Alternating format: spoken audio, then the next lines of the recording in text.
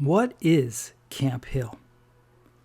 It is an intentional community of people of the whole spectrum of abilities who choose to live and work together. The founder of the Campill movement was an Austrian pediatrician named Karl König. König was born in Vienna in 1902 and began his medical training at the University of Vienna in 1920, earning his medical degree in 1927. He was offered a position in Switzerland at a facility which served children with physical and developmental disabilities, and that is where König first began working with this community.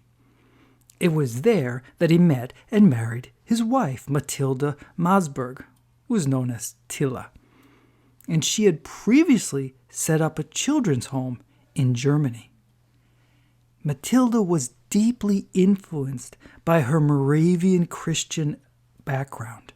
So who were the Moravians?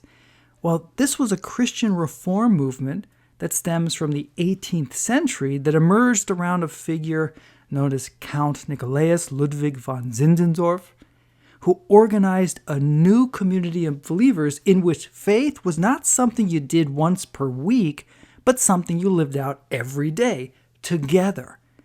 And Moravian missionaries spread out to form communities abroad.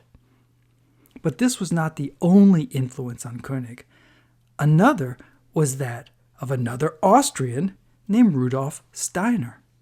He was born in 1861 and died in 1925.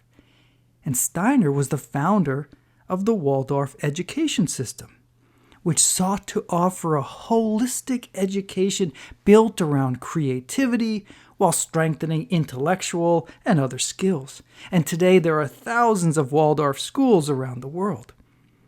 Steiner also saw in this a deeply spiritual practice articulating a worldview that he called anthroposophy. Now the couple moved back to Austria to work with the children's home there and then returned to Vienna. But after the Nazi German annexation of Austria in 1938, König's life was now in danger. His Jewish background made him suspect and undesirable, and he was forced to flee, becoming a refugee, and he found asylum in Scotland. Meanwhile, what happened to the children's home in Germany?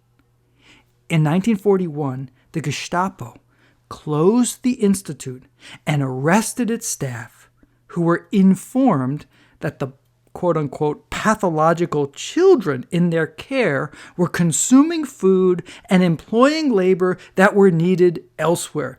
That is, these disabled children were unproductive eaters, and the state would no longer waste resources on them.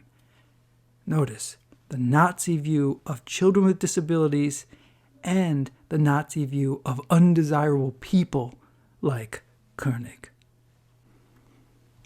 It was in Scotland that König created the first Campill community. Dr. König described this as follows, and I quote, "At the same time, we dimly felt that the handicapped children at that time were in a position similar to our own. They were refugees from a society which did not want to accept them as part of their community. We were political, these children social refugees." And this was not an institution led by medical experts seeking to cure anyone, but a community living interdependently, seeking to accept and value everyone. Now, this required valuing the experience of working together. As König expressed it, and I quote, "We had to learn to care for the grounds and the garden, to look after the house, to do the cooking and all the other domestic work, as we, from the very beginning, had decided not to employ any staff or servant, but to do all the work with our own hands." Barriers between those with disabilities and those without disappeared when everyone worked and lived together, and everyone was valued and allowed to contribute to the work of the community. Again, he wrote, "A closely knit fabric of human relations developed. It became the basic structure of all the further attempts we made in establishing our work. The symbiosis between the handicapped children and the uprooted and homeless refugees had begun to show its results." The Campill movement began there in Scotland in 1940 and now has more than 100 communities worldwide, found in Europe, Asia, Africa, South America, and North America, including here in California with a community in Santa Cruz, where we have had a UCSD Summer Global Seminar.